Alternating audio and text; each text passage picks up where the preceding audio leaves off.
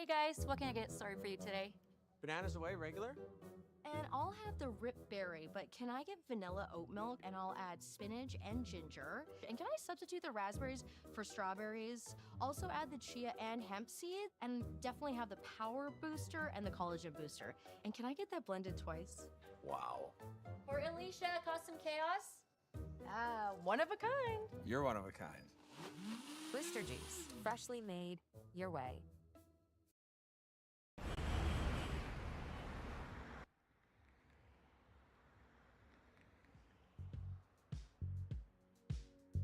That's life. That's what all the people say.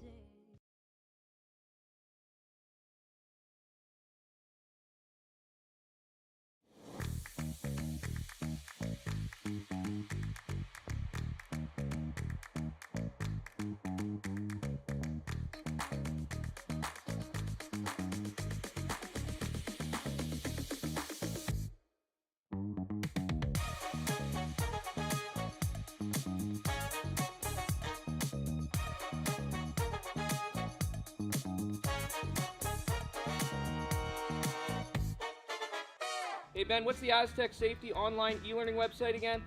Yeah, that would be aztecsafety.com. Fire extinguisher and firefighting, we'll send that one to Paul. Ah, now here's a course I should probably take. Conflict resolution. Power line safety. Yeah, I thought it might help me with my line calls. Did you know this Aztec website has over 100 safety courses? Jeez. Aztec Safety online course. Ground disturbance. Could have used that a few seconds ago.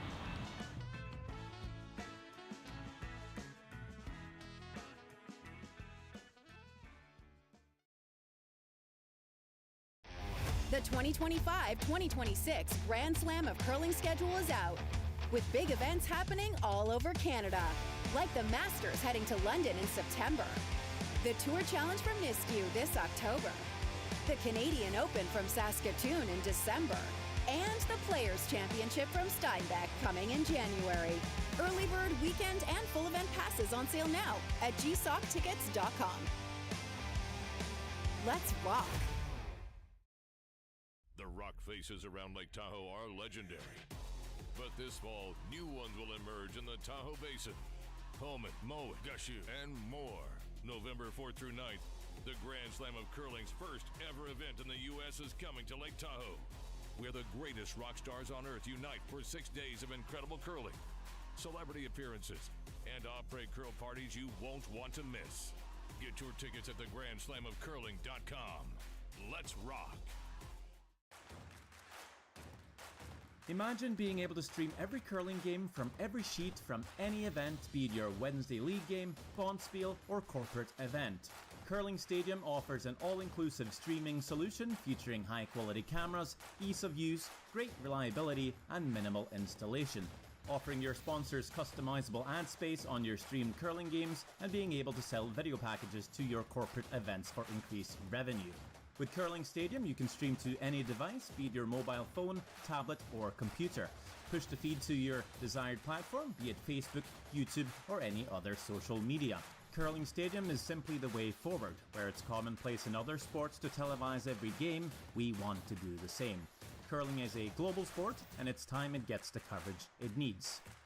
Make your curling club the next Curling Stadium.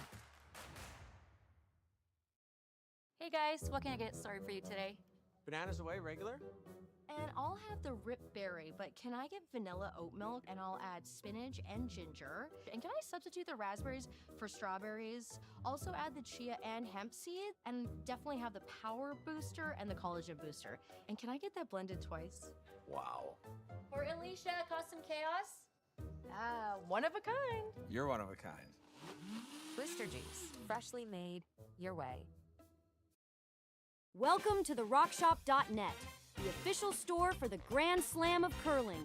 Whether you're looking for the best hats, stylish clothing, fun toys, or unique accessories, the Rock Shop has it all. Shop online anytime at therockshop.net for exclusive Grand Slam of Curling gear, or come see us in person at your next event. Therockshop.net, where fans find their favorite curling gear. For over 20 years, the Sandra Schmirler Foundation has granted more than $9 million to hospitals across Canada for life-saving equipment for premature and critically ill babies. In the past 4 years alone, $4 million has been granted thanks to the curling community's incredible generosity. The need continues year-round, and with your help, we can ensure every baby has the chance to grow up and become a champion, just like Sandra. Developed over a decade in collaboration with the finest ice makers this side of the Atlantic, the Pebblehead PB5 is nothing short of a triumph of sophistication and craftsmanship. Weighing less than half its lumbering copper predecessors, yet boasting tenfold their durability, the PB5 delivers perfect, consistent ice, time after time. The PB5 by Pebbleheads.com, the apex of ice-making ingenuity for the roaring game of curling.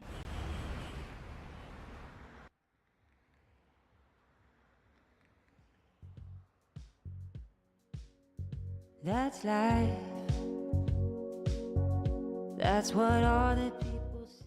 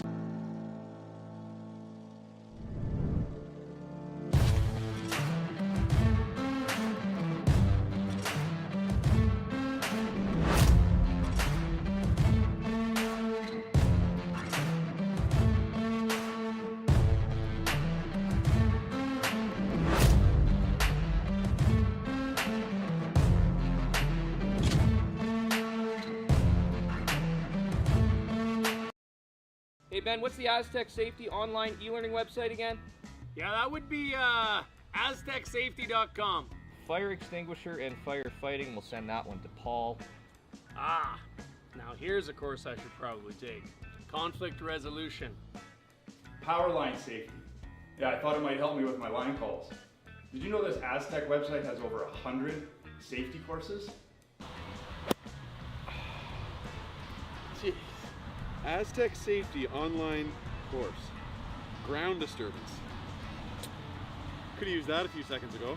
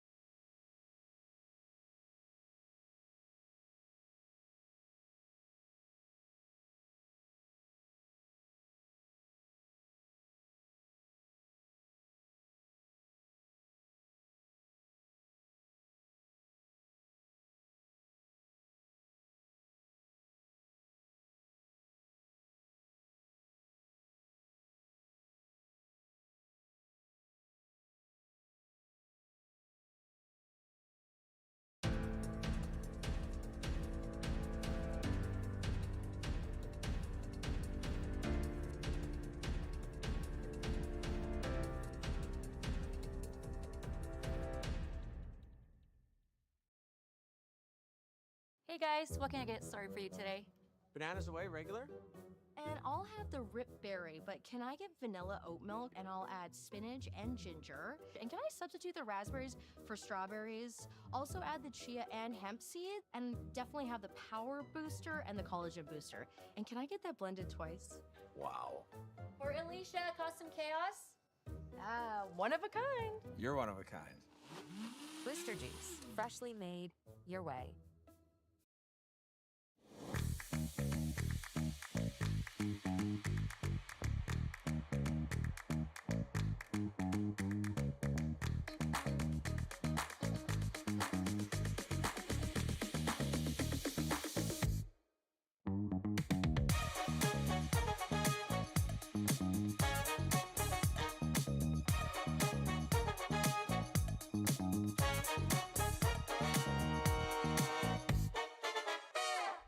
Faces around Lake Tahoe are legendary. But this fall, new ones will emerge in the Tahoe Basin. Pullman, Mowat, Gushu, and more.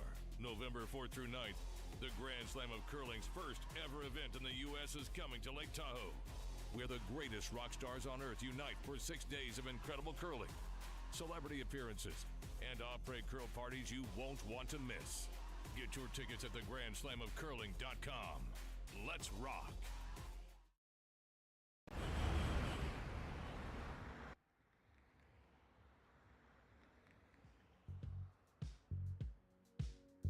That's life. That's what all the people say.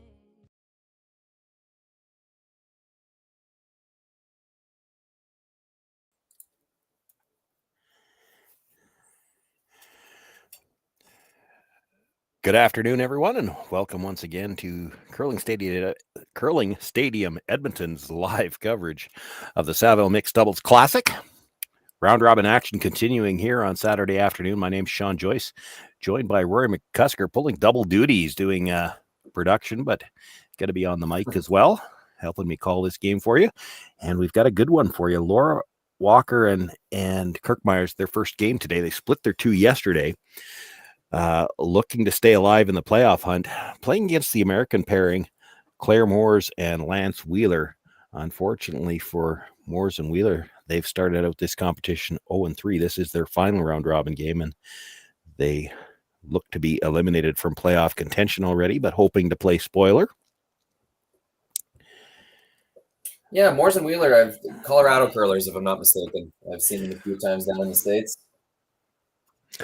I don't get enough chances to do the doubles competition, so I don't see some of the teams. There are, don't get me wrong, there are some teams or some players that will play both 4-player and doubles, but there are getting to be more and more teams that are specializing. Kirk Muyres, actually, is a Saskatchewan native. I know Kirk quite well, and he has gone strictly to playing doubles at this point in his career. He has become a specialist in the doubles play, hasn't played 4-player in, I don't think he played it at all in this quadrennial. So yeah, we're getting to see more and more of that. Teams that are, and I won a title myself in doubles in 2015 and was talking with Jim Waite at the time, who's one of the officials with Curling Canada. And we were both speculating that because the game is so different, at some point in time, we were going to see it develop into the point where you're going to see people that will specialize. And so we have. Yeah, it's happening more and more.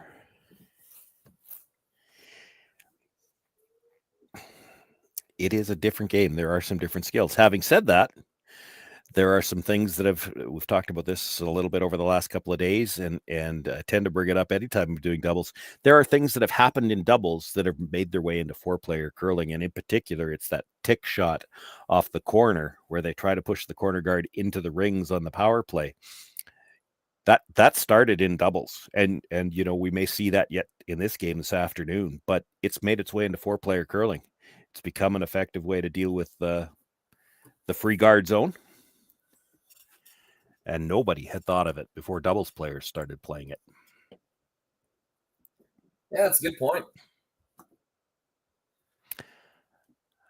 A few differences between the 4-player and the doubles curling. For those not familiar, it's not just a free guard zone, so they can't hit anything in the first 5 stones at the end. It means you will see some players come into the house even when there's a non-guard situation, knowing that it can't be hit yet. You cannot blank an end. If you do, you lose the hammer.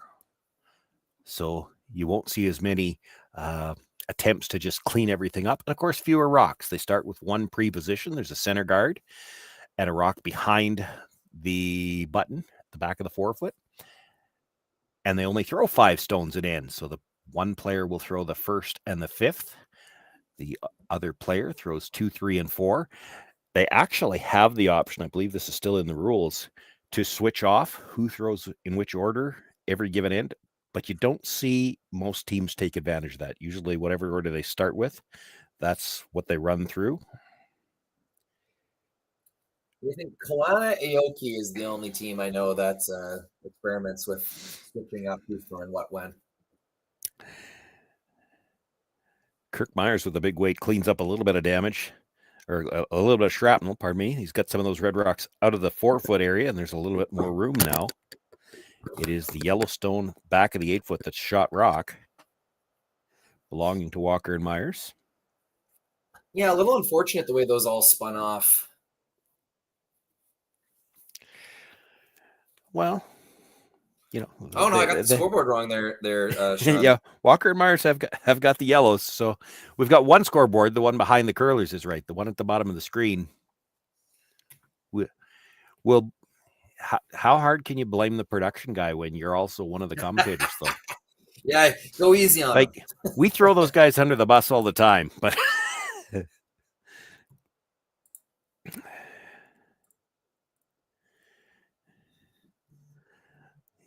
yeah, it's certainly a better situation now for Walker and Muyres. They do have the last rock here in the opening end of play, and a lot more scoring area, and that's one of the things that also tends to be an issue in two players. Is it's not just getting shot rock. You might have an easy time getting shot, but so much of the play in the forefoot is in the forefoot, and sometimes it becomes tough to find enough room to score a second point.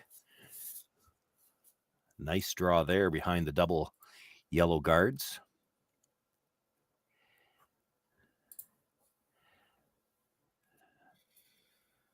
Talking about running back one of the yellows again, and it's in some cases a question of which one do you want to run back here.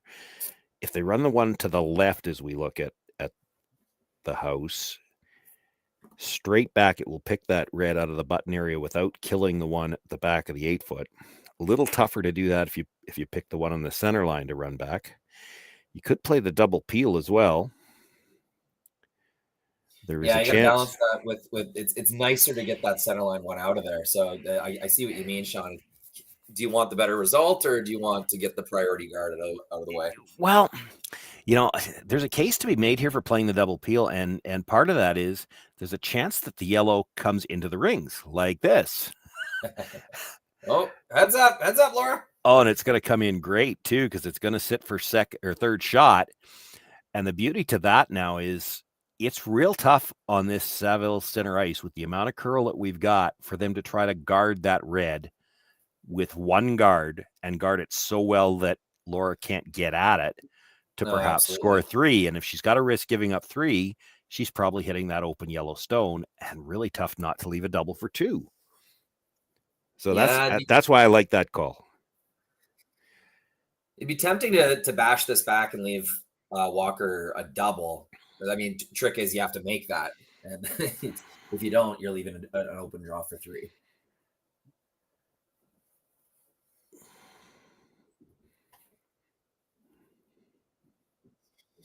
It took a peek at the thin double. Seems pretty tough.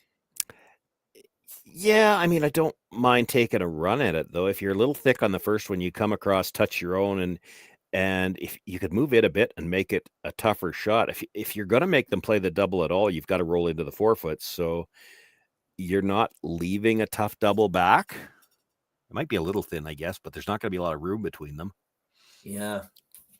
Well, line 2's never a bad idea. So getting rid of one yellow in line 2, that's kind of the basic math there. You know, actually in this situation, it might not be the worst thing to just hit this right on the nose. You won't be sitting 2, but how do you get rid of that red without rolling out of the forefoot? Yeah, good point.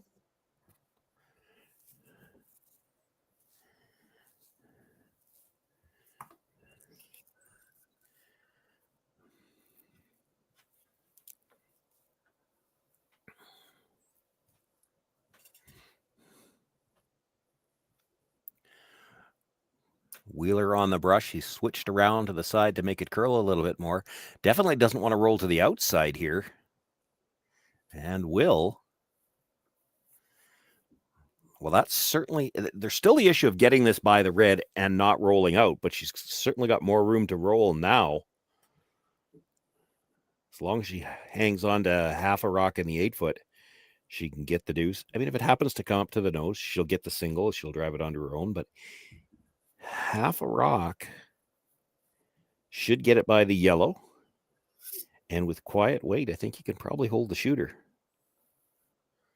Yeah, a little half rock punch. We'll get Kirk to hold the broom for this one. I did notice in their first game, Laura does prefer a broom in the house. Well, over, a brush on her side.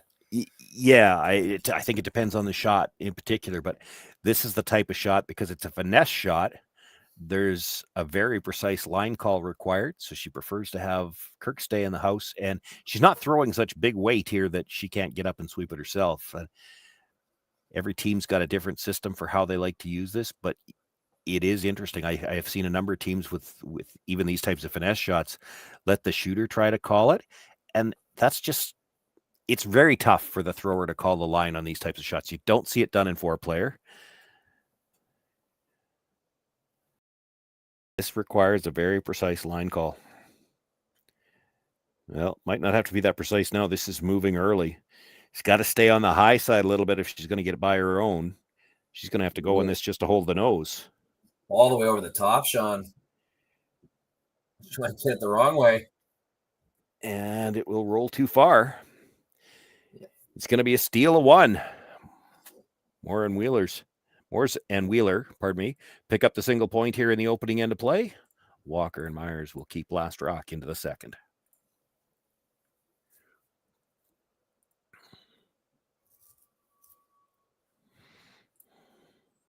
Hey guys, what can I get started for you today? Bananas away, regular? And I'll have the rip berry, but can I get vanilla oat milk, and I'll add spinach and ginger? And can I substitute the raspberries for strawberries? Also add the chia and hemp seed, and definitely have the power booster and the collagen booster. And can I get that blended twice? Wow. For Alicia, custom chaos? One of a kind. You're one of a kind. Twister juice, freshly made your way. Live curling rocks. And this November, the best in the world are coming to Tahoe. Get your seats now at gsoctickets.com. But hurry, early bird pricing ends soon. Hey, Ben, what's the Aztec Safety online e-learning website again? Yeah, that would be aztecsafety.com. Fire extinguisher and firefighting, we'll send that one to Paul.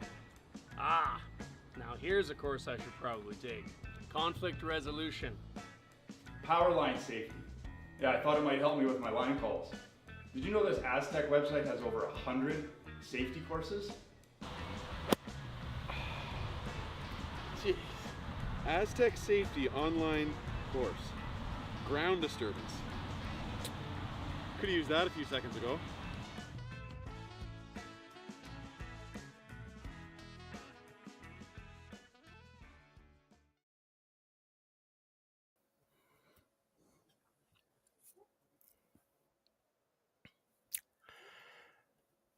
Second end underway. Laura Walker with her first.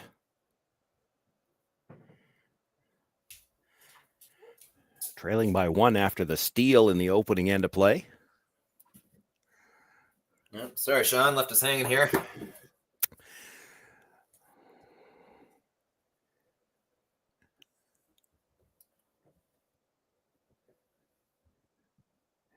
There we go. Interesting camera angle. We can see she kind of made the corner freeze bounce just a little bit. The red stone was the Clare Moore's stone to begin the end. Came up a little light on the freeze attempt. She is in a good position at the top of the 4-foot, however. It is still the Yellowstone back 4 that's shot rock, the pre-positioned stone.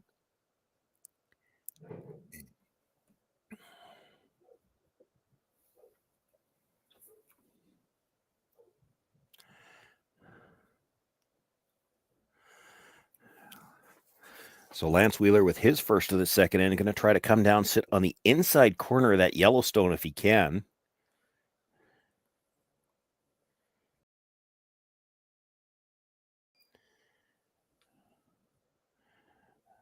Boy, this is really curling. I'm not sure he's going to stay any piece in front of the yellow. Gets it by the center though, which is really big.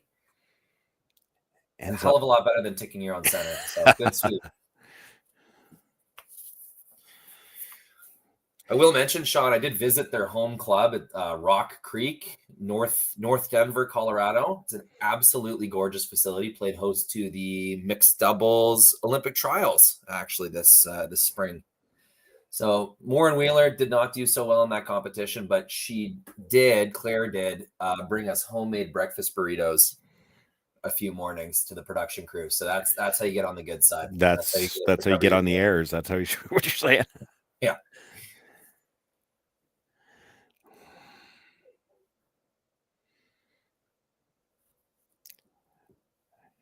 Kirk Muyres looking to make a play onto the Yellowstone, maybe try to move it up just a little bit. Well, not if he's going to curl that far. He's trying to hook the angle on the red, perhaps. Changes the angle on the two reds enough that it might go by the yellow at the back. Yeah, the explosion now favors Walker Muyres. So that's more or less mission accomplished, even though they didn't quite make contact with the yellow.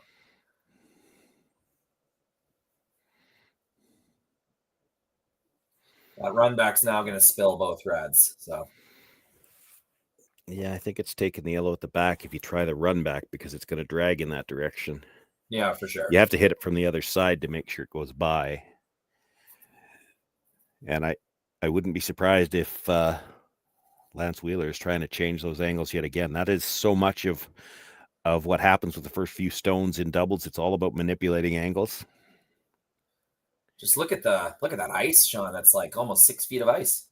Oh yeah, plenty of curl here, Saville. And really, he doesn't have to be anywhere near the guard to get to those stones that are dead behind it. You saw actually on his first attempt, he came out the other side.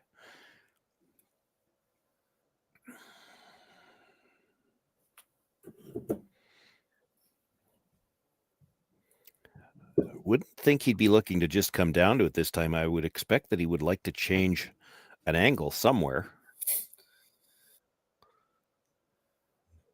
No, this is all, they swept that like they were playing a guard all the way.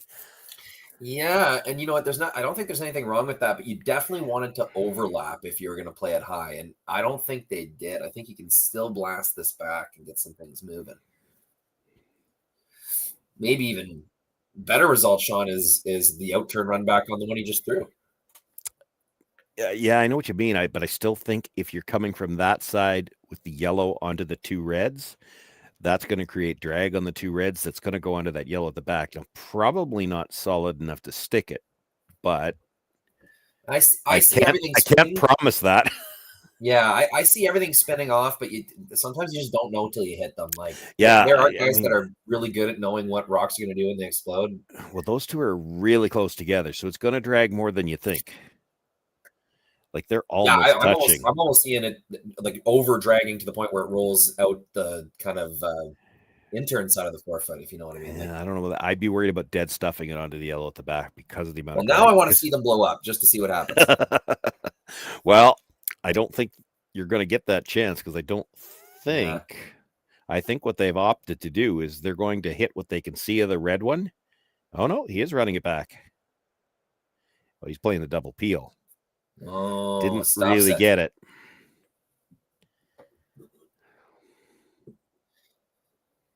Not a great result. Morin Wheeler can either replace that guard in a slightly better spot, or they're actually talking about looping one all the way around.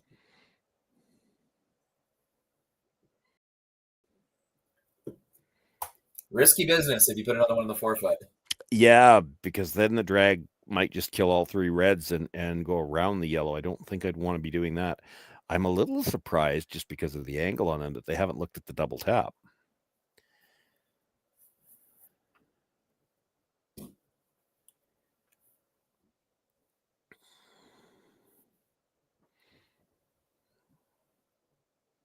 And I shouldn't say that they haven't looked at it. They may well be aware of it and then have decided, well, we can play that with the last one to get shot rock.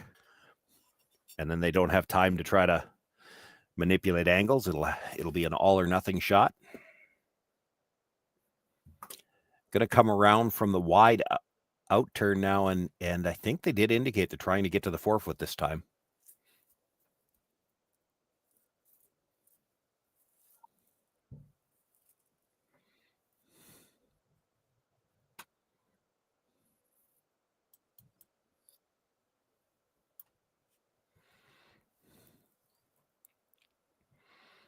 Pretty much just a clean sweep now, just trying to be ready. Now it starts to make its move. Wants to get by that yellow. I'm not sure he's going to. Oh, just.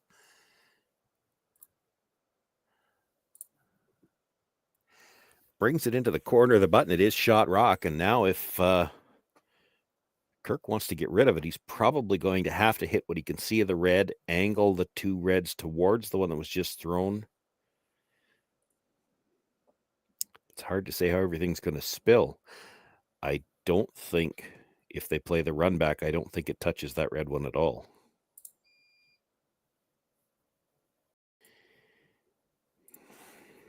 No. It's got to drag more than that, I'm sure. Still looks like he's thinking about a run back. Yeah, ended up in a pretty good spot, the red. That's not quite in a spot where you can triple off the red. Could you be looking at here, run the red back, not to catch the top yellow, but to catch the second yellow? Maybe. Because that almost might double the reds. It certainly takes the one out of the top 4-foot, which is kind of the danger stone. No, he's going after the reds directly. Don't know if he's got it. Hit it thin enough that it actually dragged the other way. You could see the stone that he hit first actually kicked in further behind. You wouldn't have thought you could hit it thin enough for that. Yeah, it's pretty well hidden now. I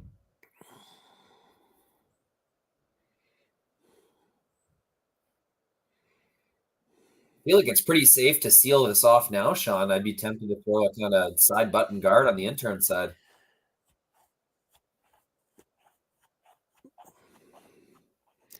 Yeah, I'm still looking, as I'm sure are they. Is there any way we can end up in trouble here? It's so hard usually in this doubles format to take away everything, but I'm not seeing a whole lot. She can't see the yellow one that's tighter to the 4-foot. If she could, there's probably enough of that one available to drive it onto the red, but I don't see how it misses the back one.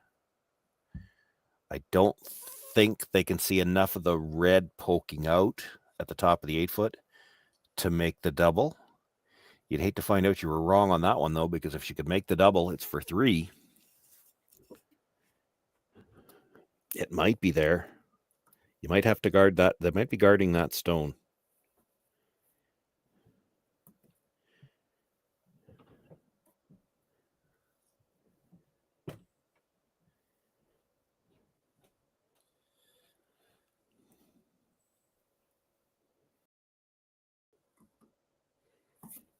Might be trying to come right into the 4-foot again.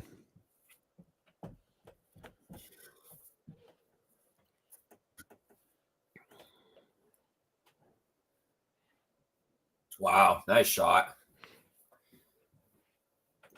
Yeah, even if you could see enough of that red one to run it in, and I'm not sure you can, but even if you could, there's no triple. It would rattle between there, and it's still a steal of 1. Yeah, good aggressive play from Moore and Wheeler. They're playing one of the best mixed doubles teams in the world. One of the most experienced for sure. And when you smell blood in these types of situations, yeah, like you got to go for it. And so line 2 like this undercover, that's a great angle for Moore and Wheeler. Yeah, this is just how many are they going to steal, I think. I don't see any hope to score.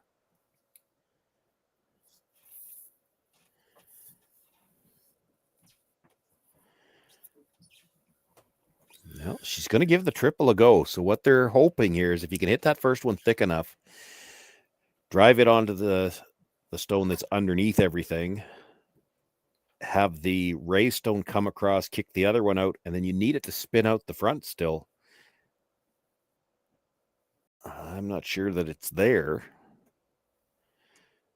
And if you just dead jam it, it's still a steal of 2. The easiest shot I see to cut it down to a steal of 1 is the run onto the yellow and then angle the 2 reds. It should spill out of the 4-foot. Then you're only giving up 1. This This is a tough shot not to give up a steal of 2. I'm not sure if she hits everything she can see that it won't still be a steal of 2.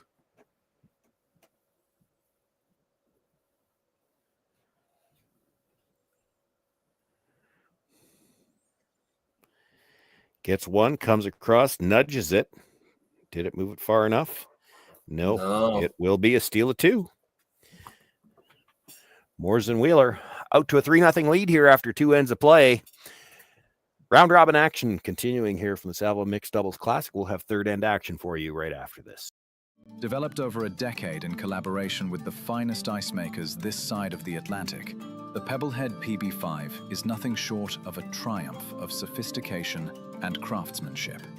Weighing less than half its lumbering copper predecessors, yet boasting 10-fold their durability, the PB5 delivers perfect, consistent ice, time after time. The PB5 by Pebbleheads.com, the apex of ice-making ingenuity for the roaring game of curling.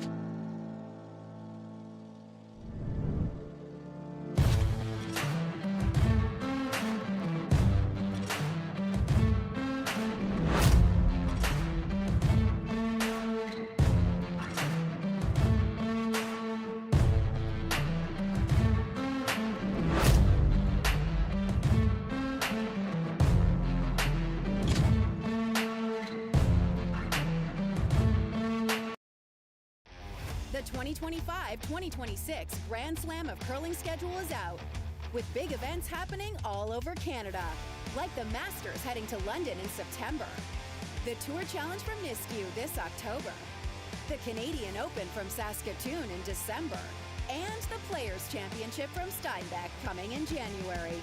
Early bird weekend and full event passes on sale now at gsoctickets.com. Let's rock!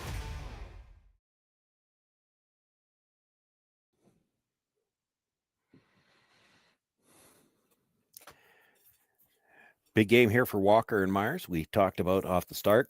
Muyres and Wheeler have had a rough start here in Edmonton. They're 0-3 and eliminated. But Walker and Muyres, this is their first game today with 1-1 record coming in. If they can win their last 2 today, 3-1 would put them in a solid position to be one of the 8 playoff teams going into tomorrow. 24 teams began play here yesterday. 6 pools of 4 teams. And it will be 8 teams through to the playoffs. 4-0 certainly will make the playoffs. 3-1 likely, although there are some scenarios where 3-1 might end up in a tiebreaker. Too early to tell if that'll be the case. 2-2 at best, you're going to be hoping for tiebreakers, and then it's going to go to draw to the button. And you always hate to put yourself in a situation where you have to rely on that. So for Walker and Muyres, probably treating this like a must-win game.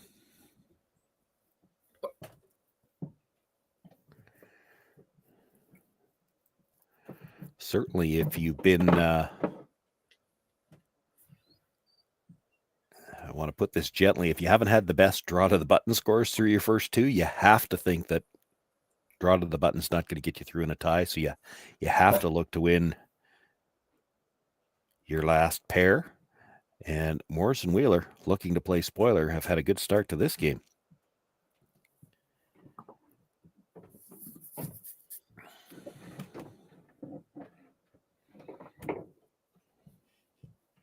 Nice little tap. Good positioning. Very consistent. More Wheeler.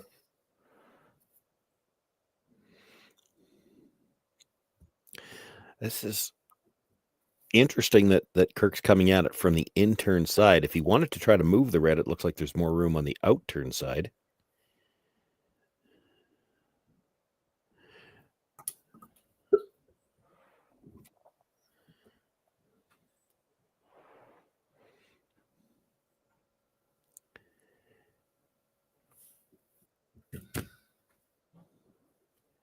Comes up a little bit short, but not in a bad spot. Biting the top of the forefoot. It is Muyres and Wheeler continuing to sit shot on the button right now. Second and third at the back belong to Walker and Muyres. And that second shot rock is frozen on the corner of the red. So if they ever get a chance to make a play on that red at the top of the, or on the button, there is a chance both reds go and nothing. Yellow leaves.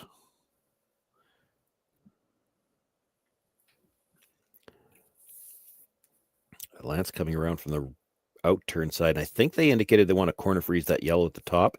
Certainly has to be careful not to bounce off here. If he leaves any kind of run onto the shot stone, there's a chance all three reds go in.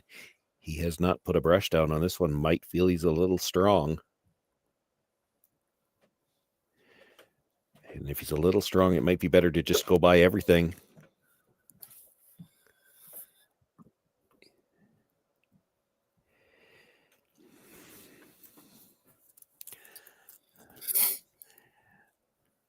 Yeah, they got caught there. That's not in a great position. They sit 2 right now, but the double's available. They can get to the nose.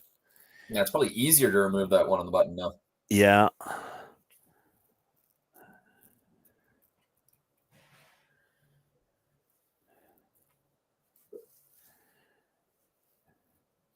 They're talking about not even throwing a lot of weight at it, I think. I saw Laura tap back 8. But I think you'd want to hit this. Well, they're taking a lot of ice, so he's not looking to kill the reds necessarily. That's just staying right there in the 4-foot's so valuable. I think that's the priority here. Well, it is, but you got a chance to get 2 yellows on the 4-foot. I think you got to make sure they move.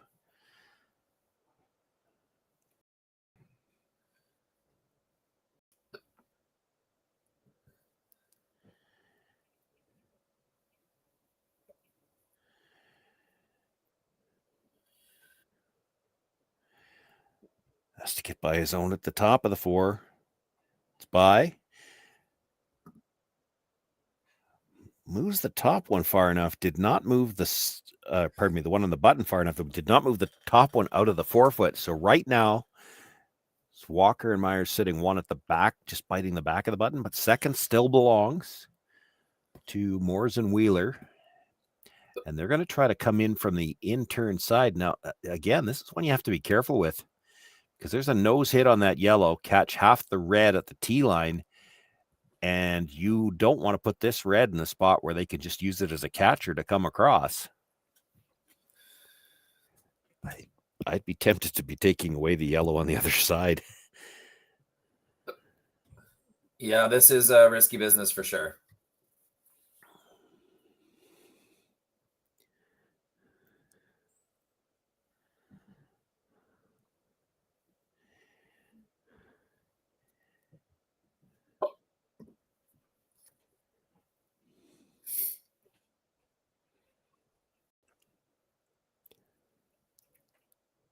There we go. Finds a pocket. Yeah, it's all right for now.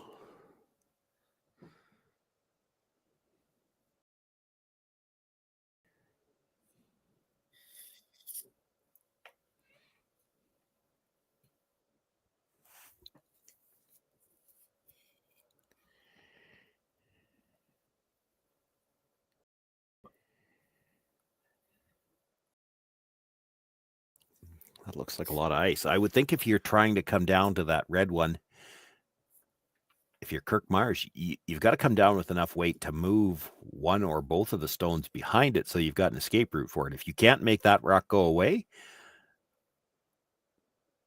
it has eliminated all those stones that are just biting around the edge of the 4-foot. So you've got to create an escape route for that rock with this one.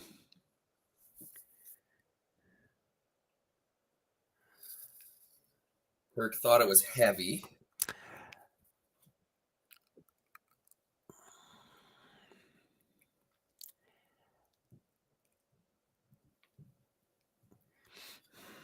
Pretty nice regardless. It's a way to score. Well, yeah, but I mean, all those rocks around the edge of the 4-foot, they've just been eliminated because that red one that's nibbling the back of the button is never leaving now. I really think you had to move one of the rocks behind it on that attempt. You needed more weight. There are already 9 rocks biting the 4-foot, and it's probably going to be a score of 1. There is still a shot for 2 around the other side. I don't think they've got a shot for 2 on that same side. I still think you have to take that yellow away.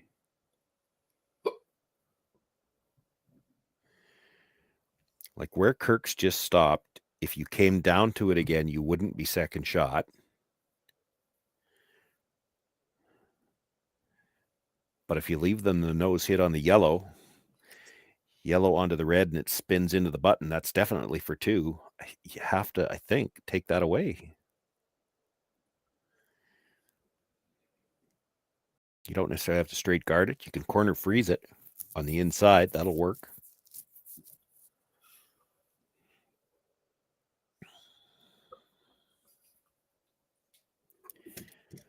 She's setting up for the out turn. So I think that's probably the call. Try to corner freeze or right in the pocket, basically, those two yellows at the top 8 foot, so that there isn't enough of it left available to tap it up.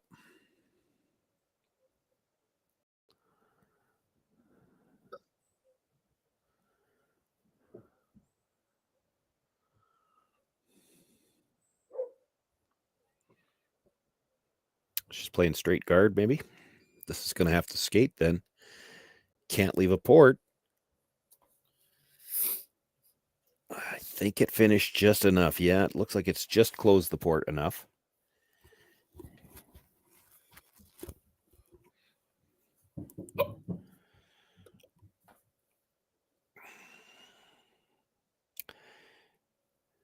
So there's a little bit of room between the red and the yellow at the back. It looks like Laura might be trying to get to the one that Kirk just threw. Tap it up a little bit, move that red as much as you can, and then it might be for two. The yellow at the other side of the back button might be second shot. I don't think you can ever get the shooter in far enough to be sitting two.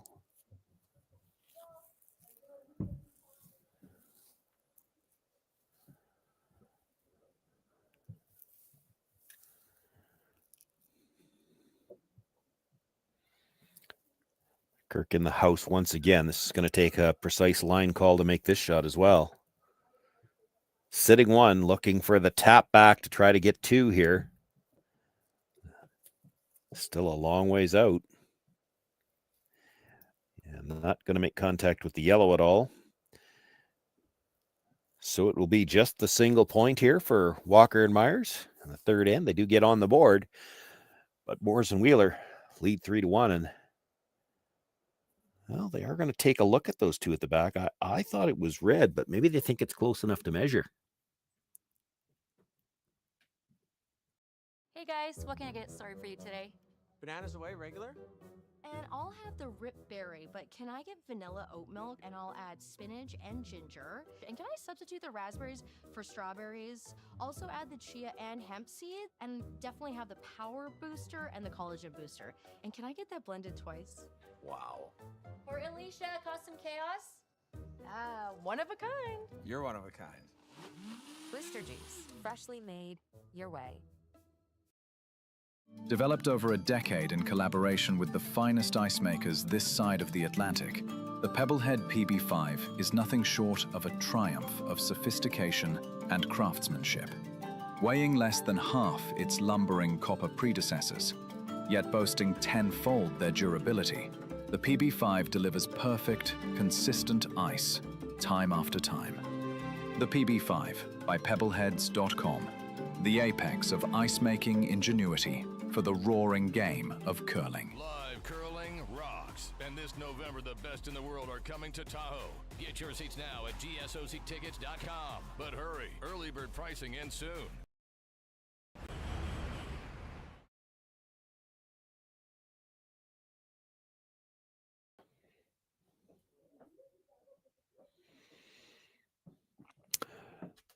So it was just the single point.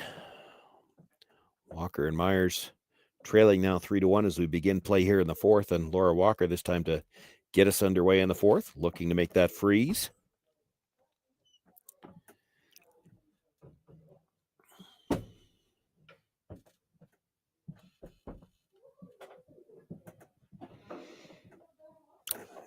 to come up a little bit short of the rings altogether.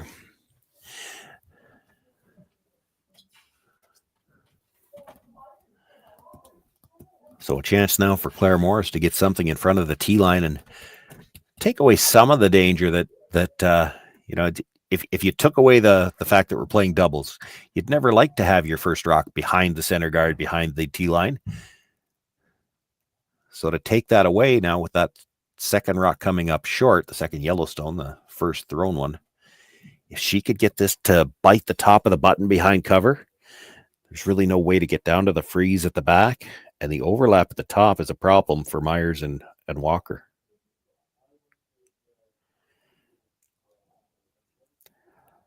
A lot of room by the guard. Both brushers working on it. It's going to get into the 12-foot, almost bite the 8. It does take away the in-turn side, but still leaves room for Kirk Muyres to get around from the out-turn, get underneath those staggered yellows.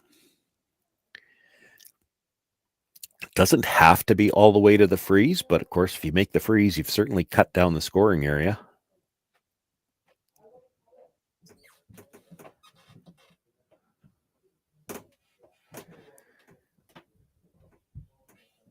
Line looks nice. He's not touched it for brushing yet. This might be a little strong. They'll come down to the red, actually bounces off just a little bit and keeps skating. Continues to be Moores and Wheeler sitting 1, and a chance once again to get to the top of the 4-foot, take away the path to that freeze at the back.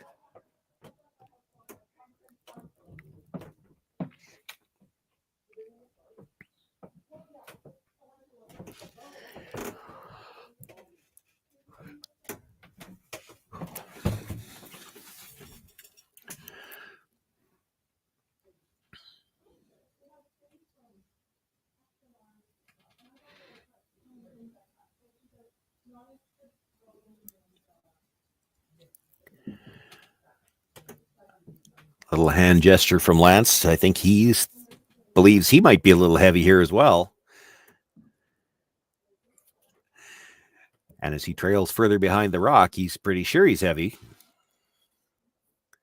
It will come down to the yellow, nudge it back a bit. More importantly, leaves a pocket at the back of the 4-foot. We're getting late enough in the end that if Kirk Muyres can freeze one in there, it's going to be very difficult to remove this stone. And that's going to leave just the button to score.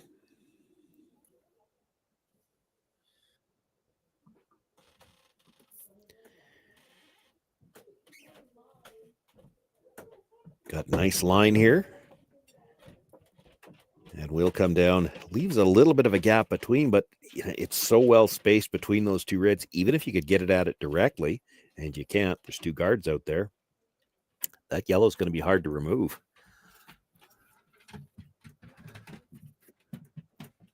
So they're going to look to play off the guards. Now, we don't have mics on the players, and even if we do, sometimes they don't tell you what they're thinking here. Definitely going to try to look to move both guards. A little dangerous to try to bring it straight back because there is a chance, just because of how everything's situated, you try to bring this straight back, it goes onto the yellow that was just thrown, which goes into the pocket of the two reds. None of the yellows might leave. You could leave Walker and Muyres sitting 3 here, although with no guards. Straight double peel would be great. Yeah, you called it, Sean. They did give themselves a little bit more room because it moves that stone back off the button. And I guess, a little fortunate in that the other one spilled out a bit because now you've got a yellow you could come off of at least. I think it's yellow sitting 3, 2 for sure.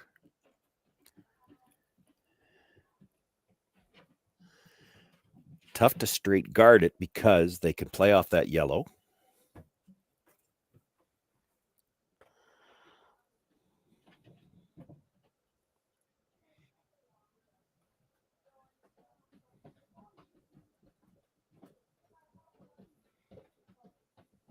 So they're going to look for the draw, top of the 4-foot. They just need to get any piece behind that red one just so there's not a straight back double. Christmas tree it as much as they can.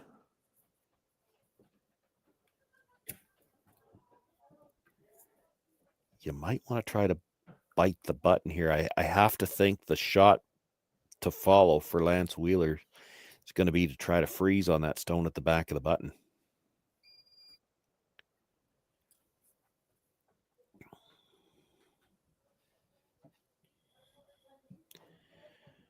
This has got a lot of room. Kirk has switched around to the opposite side. He's going to need this to curl if he's able to sweep it at all.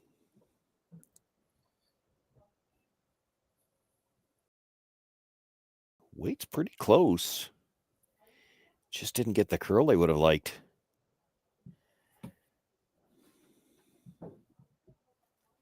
Yeah, just left just enough room to maybe flop over the top of it.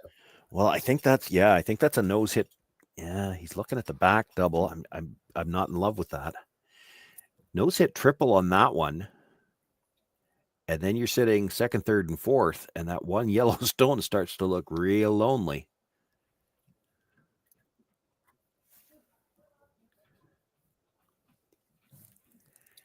The problem with the double that he's looking at on the outside is that the first yellow you're making contact with is coming back onto that red. May not leave the house at all. I mean, you could hit it thin enough, you can spill all of those, but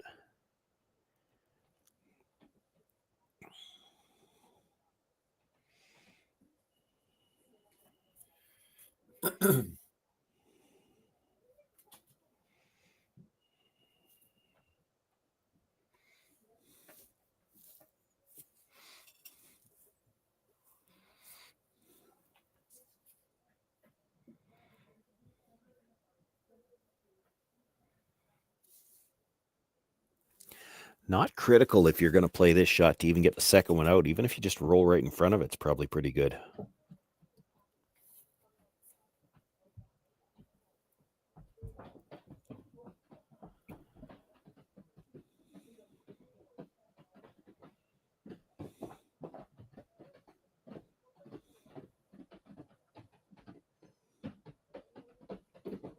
Ooh, sneaky.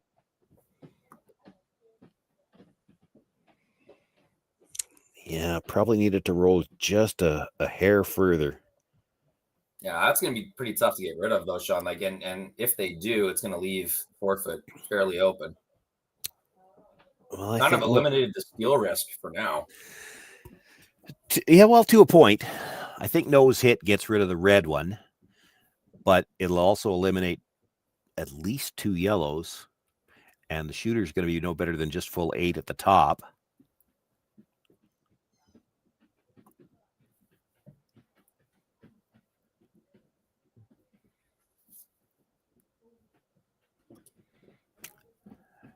And just because this can be made doesn't mean it's going to be. I mean, it's still going to jam fairly solid on the back yellow. You can't make this with quiet weight. She's got to throw some weight at this and hit the first yellow right on the beak.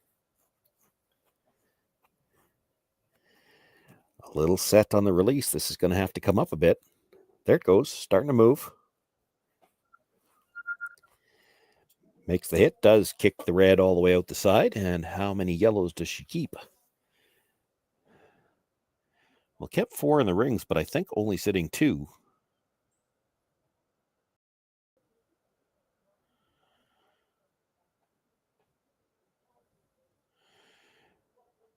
Oh, it looks like somebody must have made contact with that one yellow stone as it was coming back, so they had to make an agreement where it was going to end up.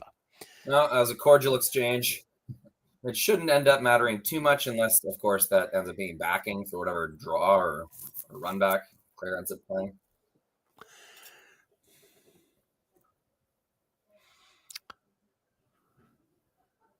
Well, she can't hit the one at the top.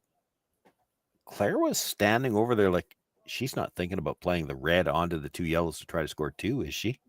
Well, maybe. She stood over there like she was looking at it. That seems like an awfully tough shot because you're counting on making a slash double and rolling in. Yeah.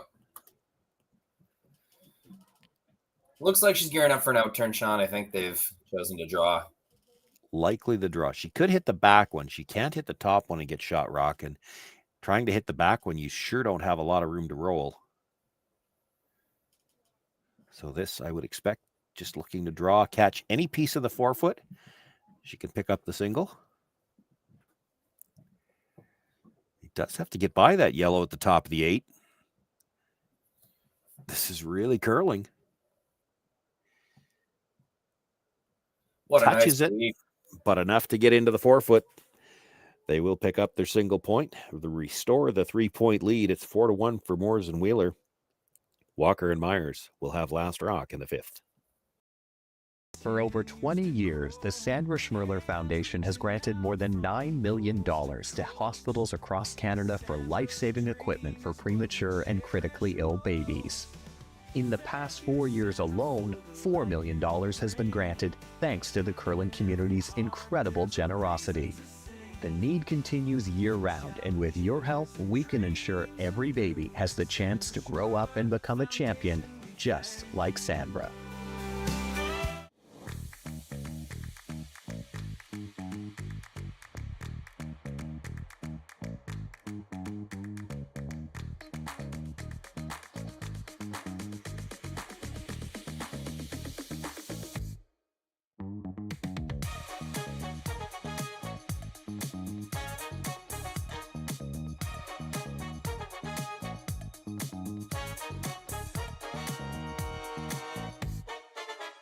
Welcome to the RockShop.net, the official store for the Grand Slam of curling. Whether you're looking for the best hats, stylish clothing, fun toys, or unique accessories, the Rock Shop has it all. Shop online anytime at the RockShop.net for exclusive Grand Slam of curling gear, or come see us in person at your next event. The RockShop.net, where fans find their favorite curling gear.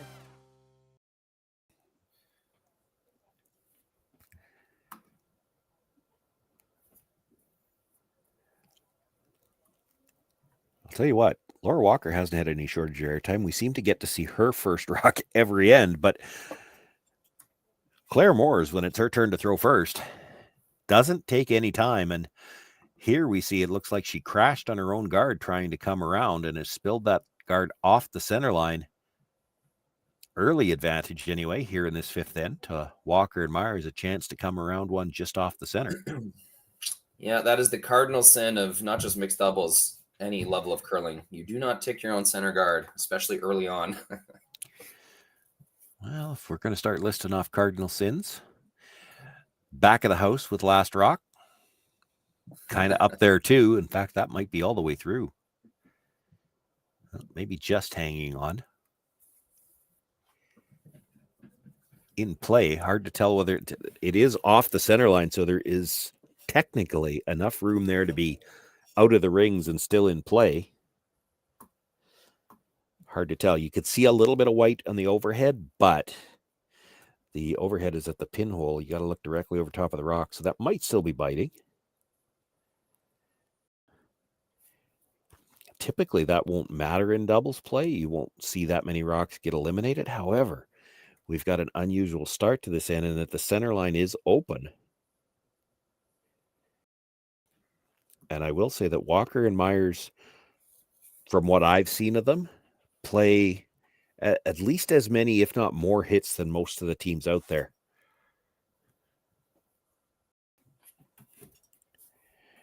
Doesn't hurt that Kirk is so good at them.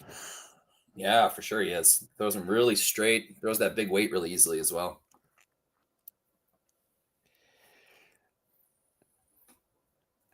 And here already, again, the fact that that initial guard got chipped off the center line, they're not as sure what to play here. This is not an end setup that they get very often. Looking to go wide around the guard that's just at the edge of the 4-foot. Looks to have nice line coming in.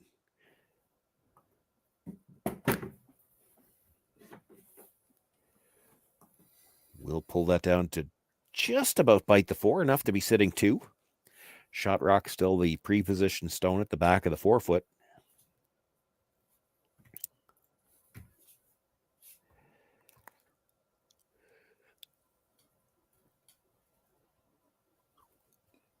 Lance Wheeler going to look to make a play on that shot stone now since it is open. I didn't see them indicate which. You have to assume that they're going to try to roll under one guard or the other. The Reds are probably the preferable choice, but you have to flirt with that guard a little bit more to go after that roll.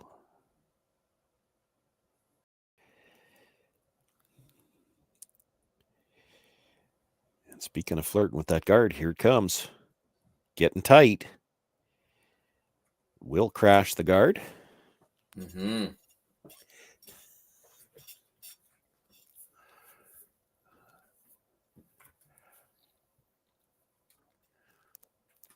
You remember when I said it might matter that one at the back is biting? If it happens to be biting, this is a hit to sit 4, which puts on a lot more pressure.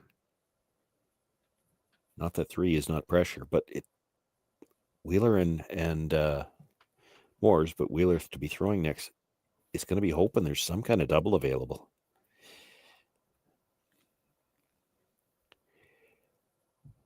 Kirk will be looking to roll a little bit to the center line just to make sure he doesn't jam it on that back one. He could roll all the way behind the corner guard. And then short of the run back, there might not be a double.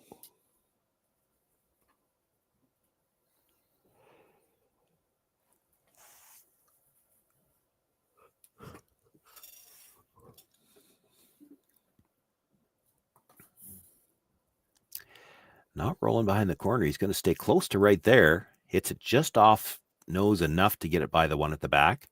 Mm-hmm. Not a lot of room to hide here. Yeah, sitting 3 for sure. 4 if that one at the back is biting. None of the doubles look super easy. The one at the top, the thin double, is really thin. The run back double, the yellow at the top 8 to the one at the back 4, you're rolling out to make it. So they're going to look at still hitting the shot stone at the back of the 4, and now you have to think they're going to try to roll behind the red yellow on the corner. Might double out that possible biter at the back. Then we can stop wondering about it anyway.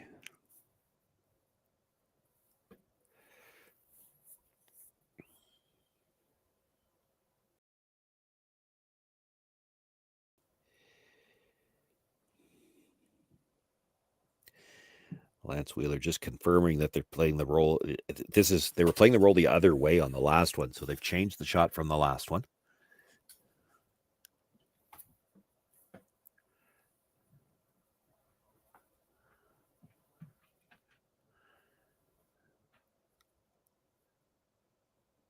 Still looks tight for line. He might still be rolling the other way. Gets the hit, rolls. Mm-hmm. Hard way out into the open.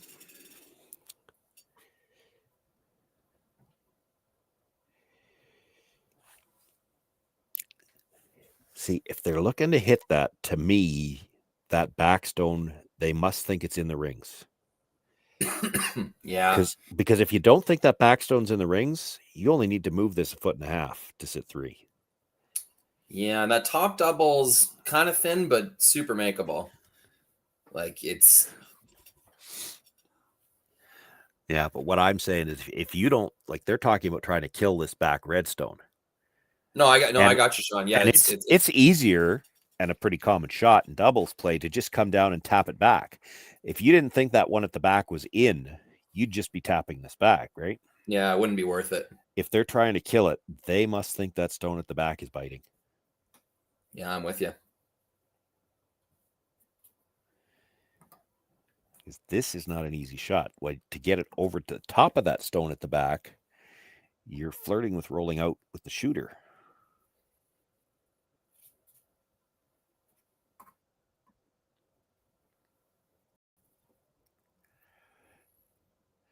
Has to get by his own stone at the top of the 8.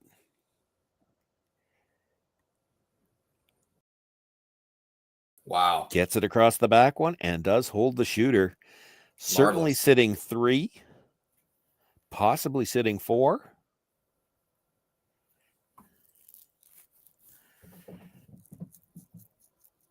Did that line up the triple, though? It's close. The angle is close. If you look at the 3 yellows that are biting the 8 foot, I mean, that's close to a 90 degree. Now, granted, the first one's a little thin.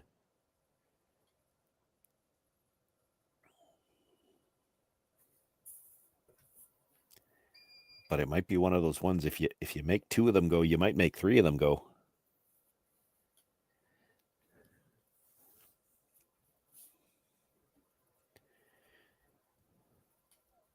Or the way that Lance just gestured, he might be looking to just hit and roll to the corner of the second one.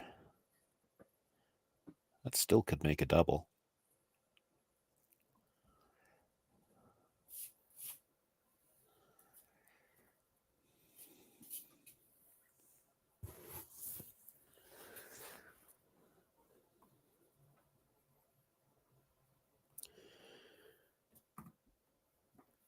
Well, I think that's the direction they're playing it towards so play the slash towards the one at the back. And then I think what they talked about, quieter weight.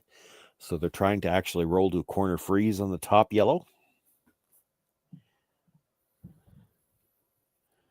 Yeah, playing with a 3-point lead, you're not going to lose the game this end, but you're definitely trying to limit the damage. And the best way to do that might be to try and hide your shooter and make it as hard a shot as possible for Laura Walker. Got the thin part, touched the second one, spun off the top though, so it didn't spin back. We are going to find out if that back one's biting. You saw Kirk take a look at it from over top. This is a draw for, it's either 2 or 3. Good work by Clare, getting rid of 2 there. Threw it really well. Almost got their spot. Just a little thin, I guess.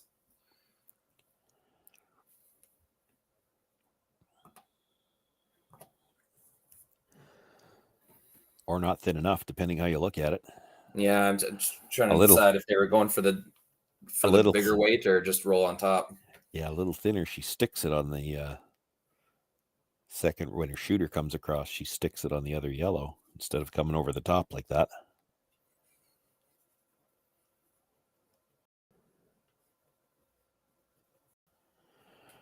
Laura Walker with her final stone here, sitting 1 for sure.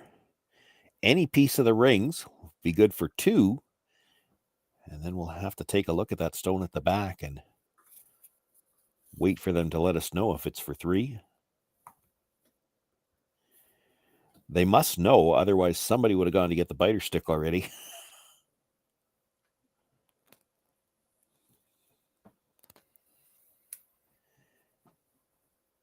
Oh, Claire kicked it. Got to think that means. Well, it might not even have been close, but it's hard to tell. We'll find out when they mark the score. We'll have that when we come back for the 6th, and I wouldn't be surprised if we see a power play as well. Hey guys, what can I get started for you today? Bananas away, regular? And I'll have the rip berry, but can I get vanilla oat milk and I'll add spinach and ginger? And can I substitute the raspberries for strawberries? Also add the chia and hemp seed, and definitely have the power booster and the collagen booster. And can I get that blended twice? Wow. For Alicia, Custom Chaos. One of a kind. You're one of a kind. Blister Juice, freshly made your way. Live curling rocks. And this November, the best in the world are coming to Tahoe. Get your seats now at gsoctickets.com. But hurry, early bird pricing ends soon. Hey Ben, what's the Aztec Safety online e-learning website again? Yeah, that would be aztecsafety.com. Fire extinguisher and firefighting. We'll send that one to Paul. Now here's a course I should probably take. Conflict resolution. Power line safety. Yeah, I thought it might help me with my line calls. Did you know this Aztec website has over 100 safety courses? Jeez. Aztec Safety online course. Ground disturbance. Could have used that a few seconds ago.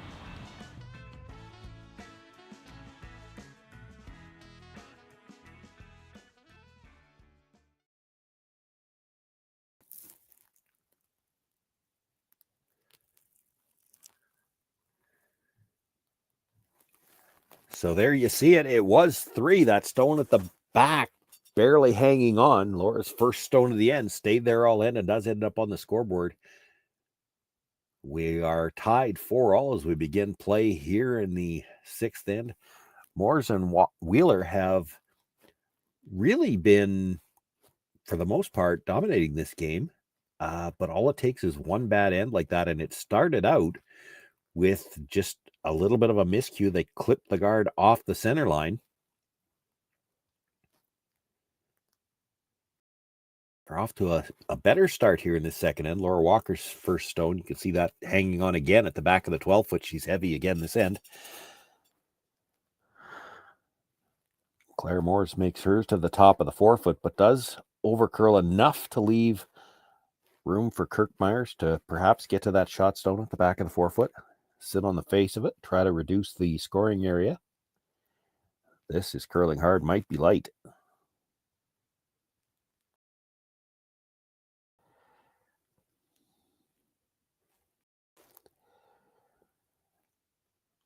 Will make it to the 12-foot, but a chance, one more chance for Lance Wheeler, this time to block the path to the freeze at the back. You can sit 3 with this as well.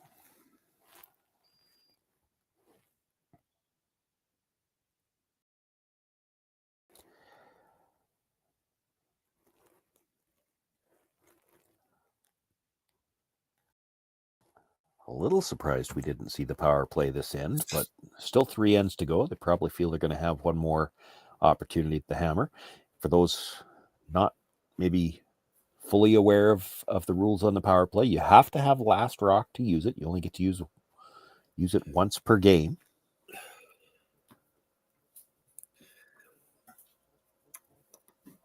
So in a lot of cases with these teams, by the time you start getting into 6, 7, you have to think about, we might not get another chance with the hammer. We should probably use it here. Yeah, for sure. Counter argument being, you'd love to use it in the 8th, but like you said, Sean, you might not have that chance. Well, and that might be part of the thinking though here for Morris and Wheeler. If you don't use it here and you don't see the hammer again, it means you scored here and stole in 7, and you're probably okay.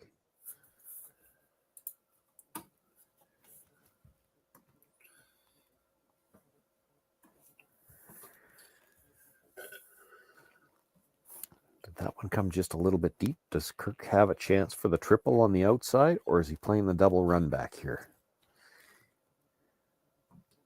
Could try to freeze that, I guess. No, it looks like the double run.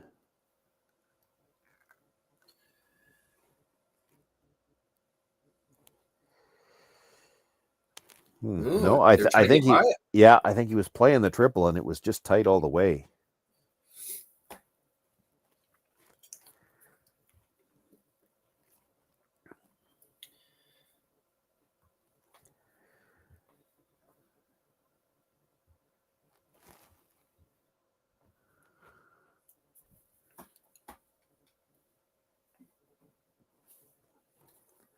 Well, if the triple was there on that one, I think it probably was. It's still there. So if you're taking it away, however you want to do it, you could come right down to the pocket of the Reds. I think you've got to do it from the out turn, and light's okay.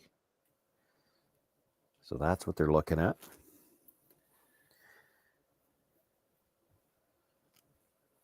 Straight guard's okay, but I do think if you're playing the guard, you want to overlap the yellow a little bit. It's not a very long run back now to... And if he just stuffs it on one of them, it's probably clipping the yellow, the red at the back of the 4-foot as well. And really cuts down the scoring area. So I don't think you want to leave the run back either. I thought they might try to tuck this a corner under the yellow. I'm surprised they're playing it this high.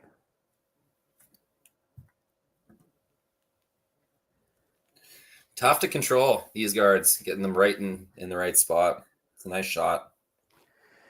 They needed a couple of rest strokes on that. They've left the yellow fully exposed. Yeah. I mean, that's kind of what they were calling. I don't love the call. I would have liked to have tucked it around the yellow, even if you freeze the pocket on the Reds. Yeah. Bring it right in, sit 4. If they make a double, who cares? The problem with where it's left if Kirk can get to the yellow in such a manner that he stuffs it on either one of the reds, when the red goes back, it's probably clipping the one at the back of the forefoot. And he has certainly cut down the scoring area. He could try to run it towards the pocket of the reds. The problem I see then is that even if you make the double, it's spinning out of the forefoot. So I think you want to stick this on one or the other and try to clip the one at the back.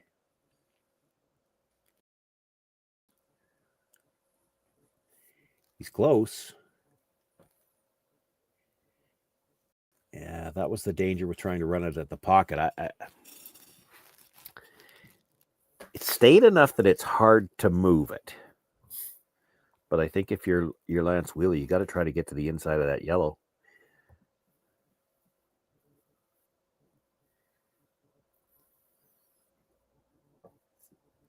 It's a little dangerous to leave it there, isn't it? It's angled to kill the two reds behind it. Well, maybe it jams.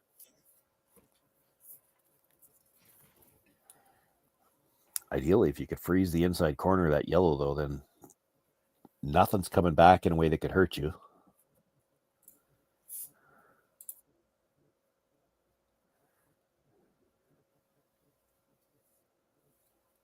Still looking really good for more Wheeler here. This is a big end brewing, even still.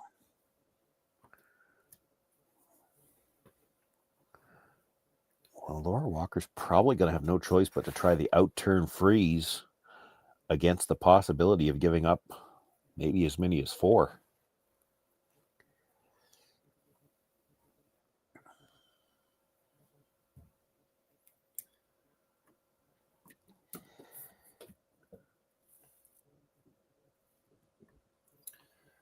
Gets to the yellow, taps it back off the red. That needed to get more to the inside. I think it's only red sitting 1, and if Laura Walker makes the freeze, well, she's got to be careful. It might leave a run double for 1, 2, 3, 4, could be 5. Yeah, no, Wheeler was sweeping straight at the end there. I think they wanted to leave it mostly exposed for exactly that reason. Yeah.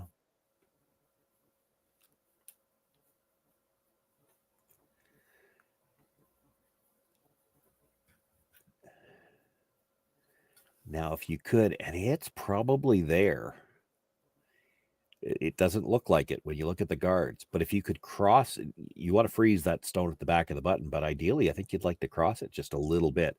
And then the raise doesn't get rid of the one you're about to throw. It'll be on the wrong angle to get it. And that rock is fully overburied. It doesn't look like it should be there, but there's so much movement on these rocks coming into the house. I think you could corner freeze the off side of this rock. You don't need to be well off the corner, but a couple of inches or inch even, just so that they can't rattle it between the two yellows and double them out.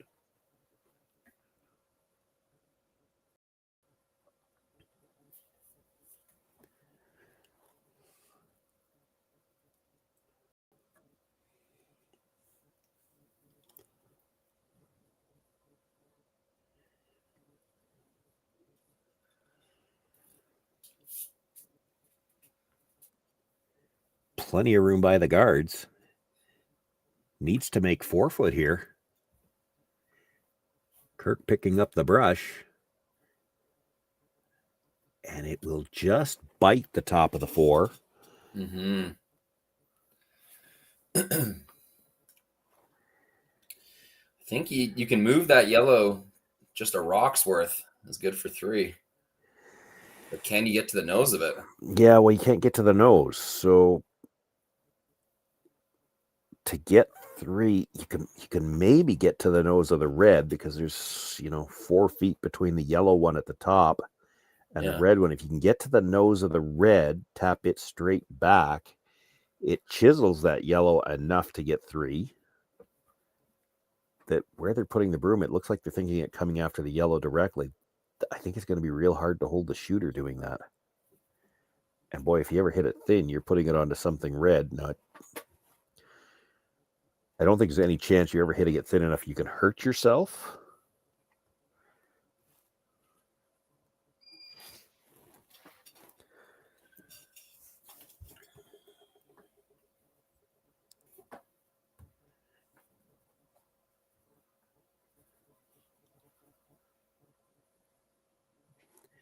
Sitting one right now, if she can move it out of the 4 foot, it's at least for 2. And if she can move it out of the 4 foot and hold the shooter, it's for 3.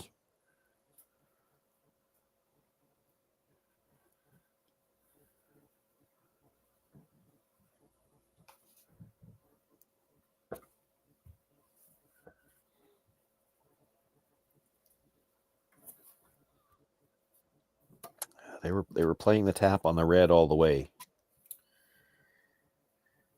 Never any danger of not getting 2 that way, even if you jam it as they did. They pick up their deuce.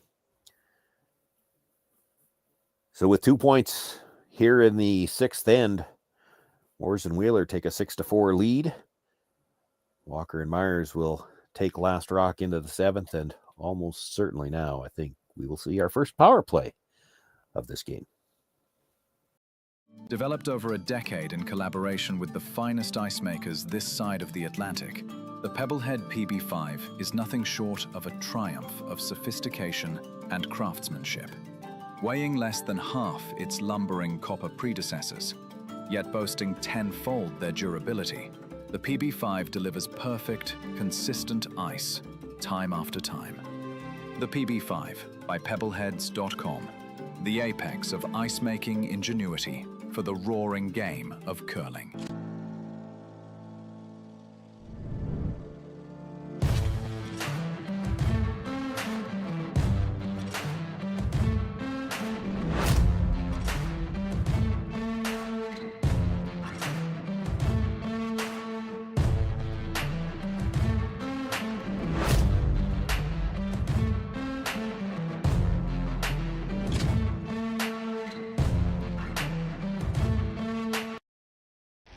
The 2025-2026 Grand Slam of Curling schedule is out, with big events happening all over Canada, like the Masters heading to London in September, the Tour Challenge from Nisku this October, the Canadian Open from Saskatoon in December, and the Players' Championship from Steinbeck coming in January. Early bird weekend and full event passes on sale now at gsocktickets.com. Let's rock!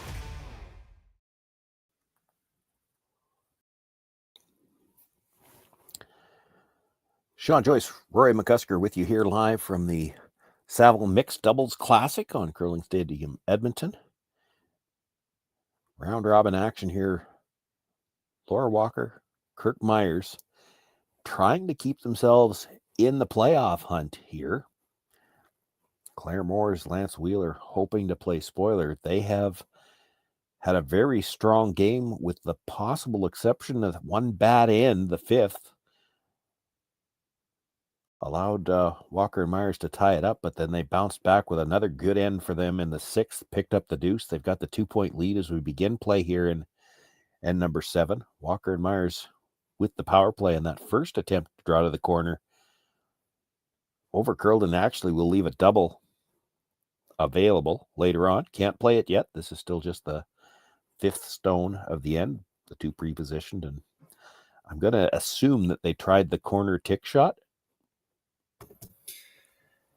Yeah, they've been getting in the hack thrown really quick. We haven't been able to catch a first stone yet. Yeah. But we can see it sitting in the corner and nothing else moved. So I'm going to assume she tried the tick and somehow or another missed it. Either went right by everything or killed the stone and then it goes back.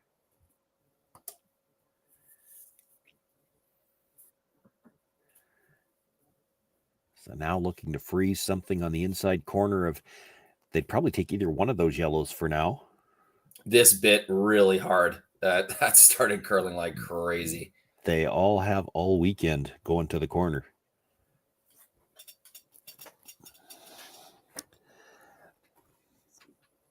The downside for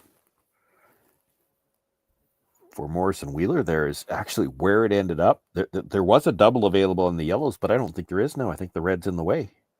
And it's still only second shot. So Kirk Muyres going to draw to the open side now.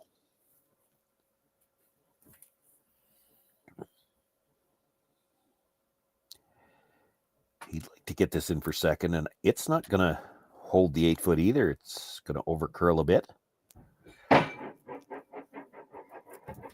Can throw hits now It's a long ways to go across the house, but you don't have to move that second one very far.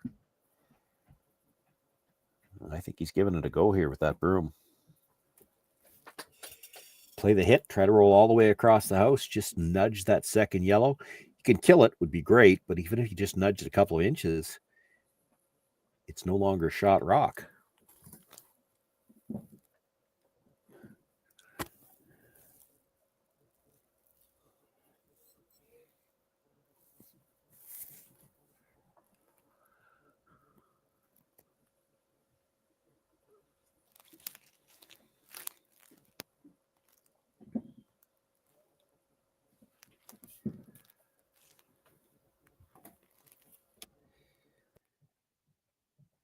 We'll make the hit.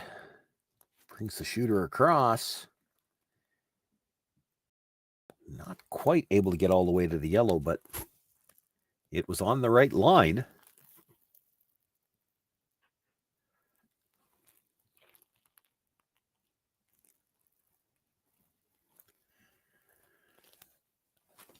Chance for Kirk to try to hit and roll back to the open side. Now he doesn't need to get quite as far over there if he's even back 4 foot on the other side. He's far enough back that it won't leave any kind of a double.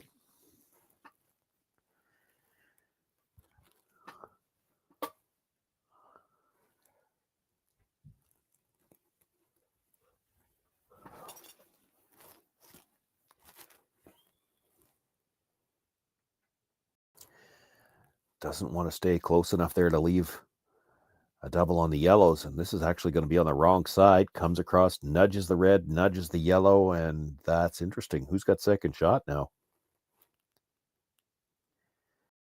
Clare indicating it might be the red. It's close. It's very close. Yeah, that's just getting a little too low, too close to the tee line to have that grouping be advantageous for Walker Muyres.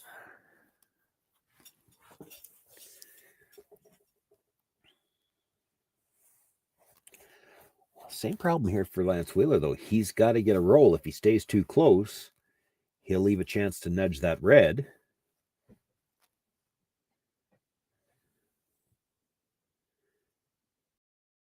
I do think it looks like they tapped the red. To me, it looks like the red is second shot.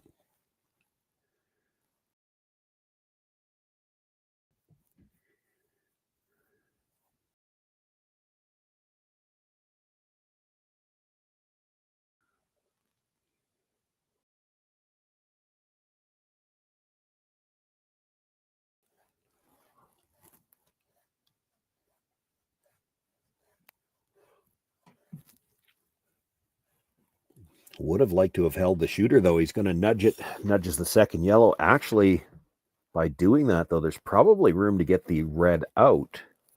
Yeah, I feel like that just gave Walker Muyres a ticket to get rid of that red. Yeah.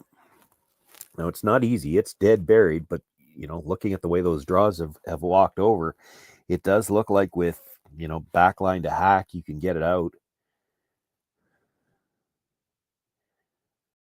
Needs to get to probably 3/4 of it to get it by his own.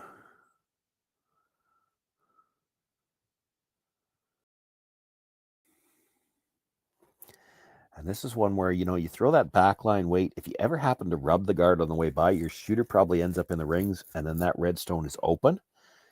And sitting second, third, and fourth, that red starts to look pretty lonely too. But I do think he can get to it.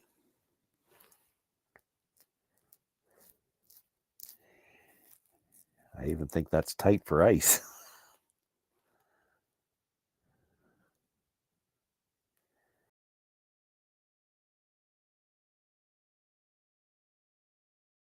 That's a little strong for back line. He'll just rub it.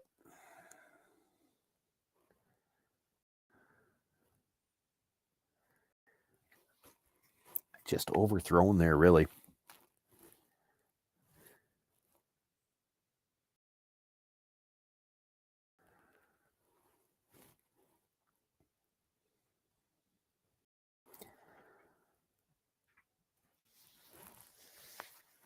So for Clare Muyres now, needs a little better than just full 12 to make sure she's sitting 2.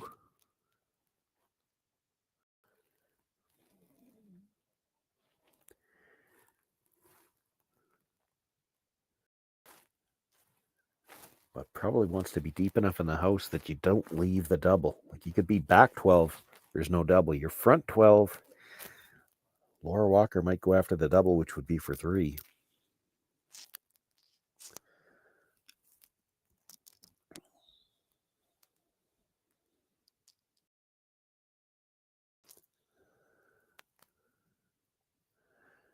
Lance Wheeler on it right away. Claire Moore's initially looked like she was trying to join him, but has backed away. They've got to go on this.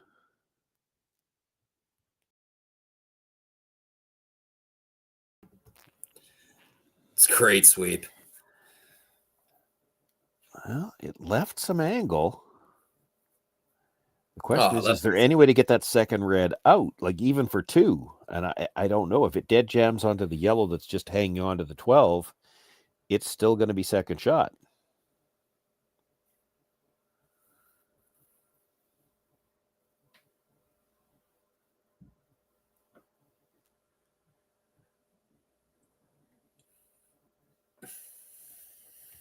I'm just looking at the angle that it has to come off of from that other red. I just don't know if there's any way you can hit it that gets by that yellow. The only way I can see to hit it to get by the yellow is if you come more or less into the side of it and then it touches the other yellow. It doesn't look to me like there's a port between them. And I think that's what they've decided too. And if there's not, then she may as well just draw, take the 1, and they will have to try to steal in 8 against quite likely the other power play.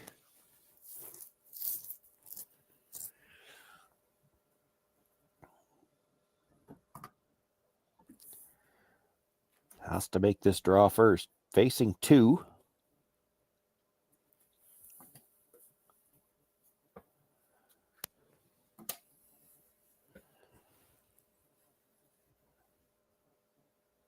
And trailing by 2, Laura Walker with her final stone here in the 7th end.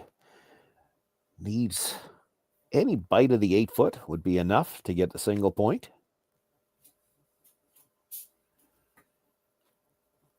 She's on the brush. Kirk Muyres coming out to help. Oh, no. They're going to have to go on this one, too, and it's not going to get there.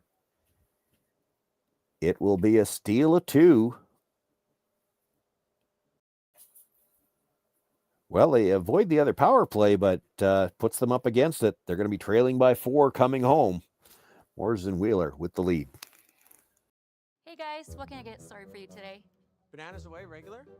And I'll have the rip berry, but can I get vanilla oat milk and I'll add spinach and ginger? And can I substitute the raspberries for strawberries? Also add the chia and hemp seed, and definitely have the power booster and the collagen booster. And can I get that blended twice? Wow. For Alicia, Custom Chaos? One of a kind. You're one of a kind. Booster juice, freshly made your way. Developed over a decade in collaboration with the finest ice makers this side of the Atlantic, the Pebblehead PB5 is nothing short of a triumph of sophistication and craftsmanship. Weighing less than half its lumbering copper predecessors, yet boasting tenfold their durability, the PB5 delivers perfect, consistent ice, time after time. The PB5 by pebbleheads.com, the apex of ice-making ingenuity for the roaring game of curling. Live curling rocks. And this November, the best in the world are coming to Tahoe. Get your seats now at gsoctickets.com. But hurry, early bird pricing ends soon.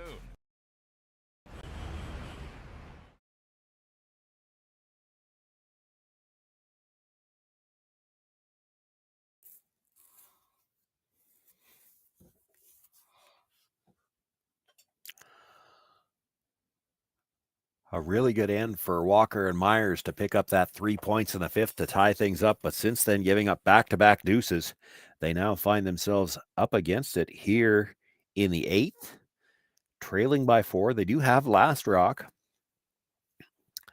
So that gives them the pre-position stone at the back of the 4-foot. Lance Wheeler will not be able to throw a hit until his second stone.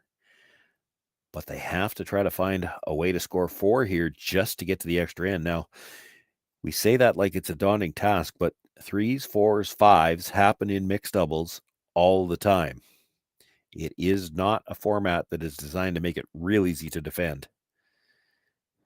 They did make the freeze to start off the end. Laura Walker comes down, breaks that freeze up, but unfortunately for her, leaves the lineup yellow onto red onto the yellow at the back. They were kind of hoping to leave that angled a bit, so there might be a chance to pass that red by the yellow later on. Still time to manipulate angles.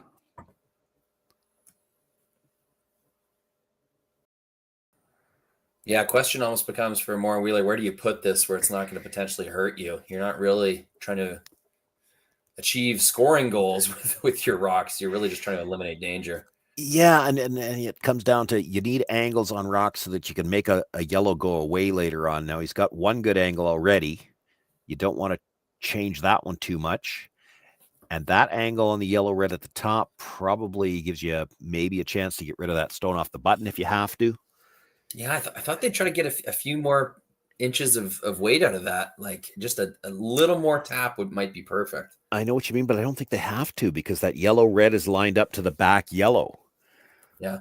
So really they can wait and Kirk Muyres is going to have to try to break those angles. And it's hard. It's going to be hard for him to break them in a way that there's still not going to be a way to get a yellow out. Needs to get across the face if he can here and tap this a bit. Don't know if he's going to get across. Oh, there it goes. It's moving. It's trying. Oh, that's about as good as he could do with that one. Yeah, not too bad. No obvious. Guess you could just rip the shooter. Yeah, I think you're running the guard back, and if you just straight peel it, that's not the end of the world either.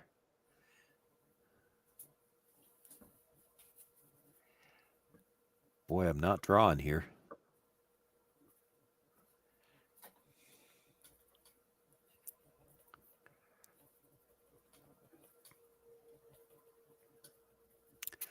I don't mind this side as much. Because again, you've got angles already. Like you've got an angle at the back that kills one yellow. You've got the red yellow in the 4-foot, kills another yellow. And if you do the same angle here, angle onto the yellow at the top 8-foot, every red is going to be angled onto a yellow in a way that you can kill a yellow with it. And really, if Walker and Muyres are going to try to kill the red, they're going to have to lose a yellow.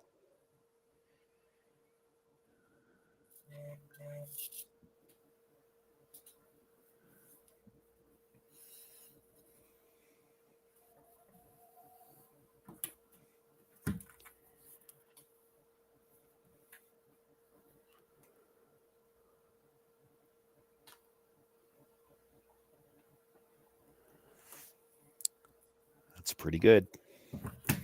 You see, every one of the angles in the house, to move a red, you have to move a yellow.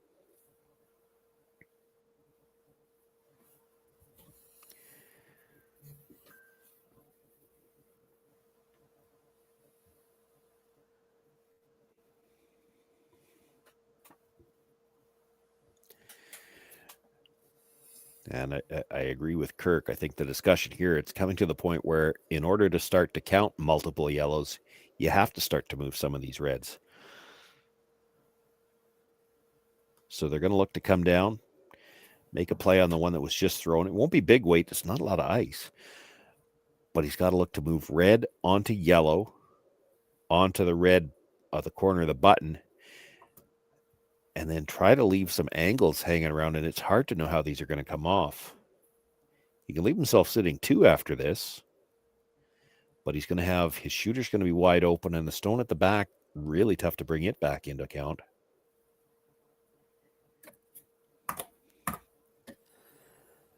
That is probably the best he could do with that one.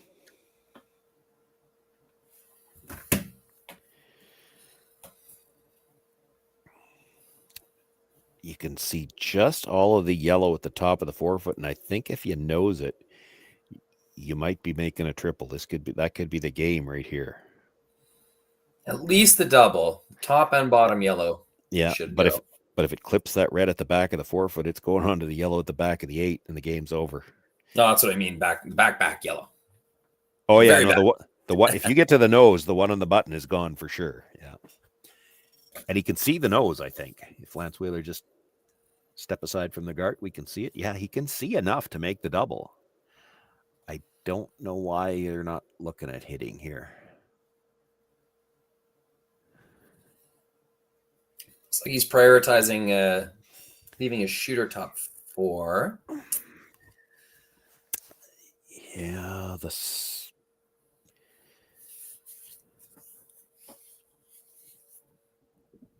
Yeah, you know what? I don't mind this. I mean, with that amount of ice and the amount of curl that he's getting here, he's still throwing, probably bumper at this. Even if you just jam the first one, it's not bad. But if you can get to the nose, you can move them both out of the forefoot. I just don't like leaving them around. But oh, this is really going sideways. I'm not sure he's by the guard. He's not. Now what's this going to leave?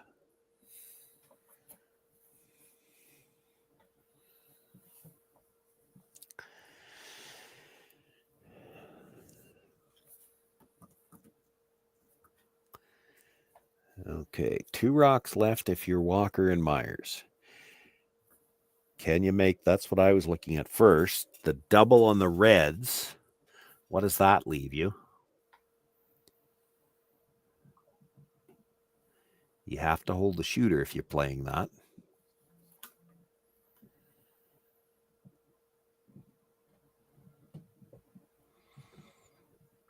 Or you try to jiggle the ones in the forefoot.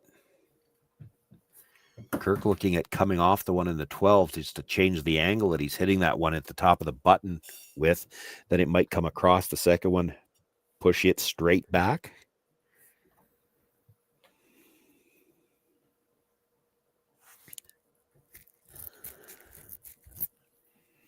Yeah, they have enough stones left, Sean, where they don't have to count those, the back 8 and top 12 one. They have enough stones left. They can I know build what you mean, except here's the problem. The 2 and the 4 foot are wide open.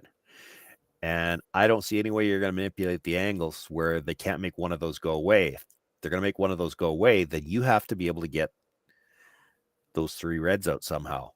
And the only way I see that happening is if you hit one now. You don't have to hit it hard because it doesn't have to leave the house, but it does have to leave the 8 foot. What about like a back 8, back 12 tap on the inside of nose if you're on yellow to get rid of a double opportunity? Might not be a double at the end of that. Where's your shooter going to be that you're not going to leave a double? Like you'd have to sit 3. Biting center line? Okay, but again, if you leave a way to get any one out, then you have to bring in one of those other 2 rocks. You need 4 here to tie. Yeah.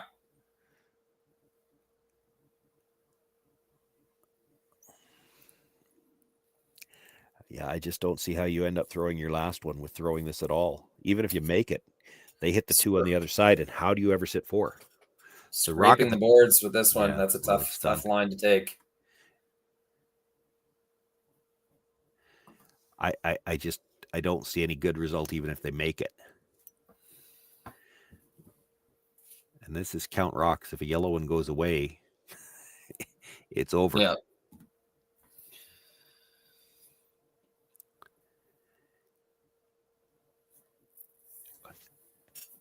And she wants to throw a guard. I guess there's probably not a triple there, but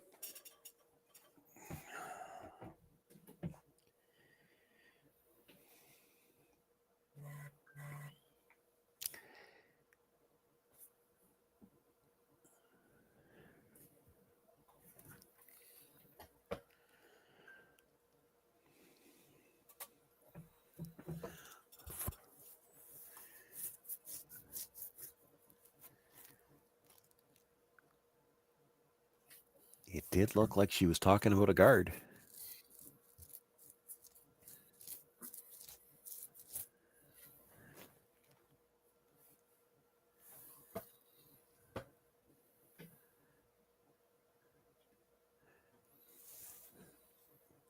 And for that matter, it looked like what she was talking about guarding was a draw for 3.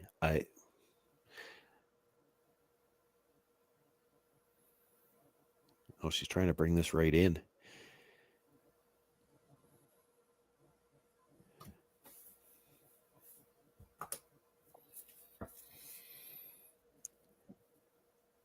through the guard and not seeing any kind of a triple. Laura Walker, Kirk Muyres are going to shake hands, concede defeat. That means Muyres and Wheeler did get the opportunity to play spoiler. They pick up their first win in their final game here in this round robin action. They will finish at 1-3. Walker and Muyres now at 1-2 themselves. They will absolutely have to win their last game and then wait and see if their draw to the button is good enough to get them into the playoffs tomorrow. Still some round robin action left to come here from the Saville Mixed Doubles Classic on Curling Stadium in Edmonton. We'll have all of the action for you here through the rest of the round robin today, and then playoff action, the 8 teams reaching the championship round throughout the day tomorrow. On behalf of myself, Sean Joyce, Rory McCusker, we want to thank you for joining us here this afternoon and look forward to seeing you for the rest of the Saville Mixed Doubles Classic. Live curling rocks. And this November, the best in the world are coming to Tahoe. Get your seats now at gsoctickets.com. But hurry, early bird pricing ends soon. Hey guys, what can I get started for you today? Bananas away, regular? And I'll have the rip berry, but can I get vanilla oat milk and I'll add spinach and ginger? And can I substitute the raspberries for strawberries? Also add the chia and hemp seed, and definitely have the power booster and the collagen booster. And can I get that blended twice? Wow. For Alicia, Custom Chaos? One of a kind. You're one of a kind. Blister Juice, freshly made your way.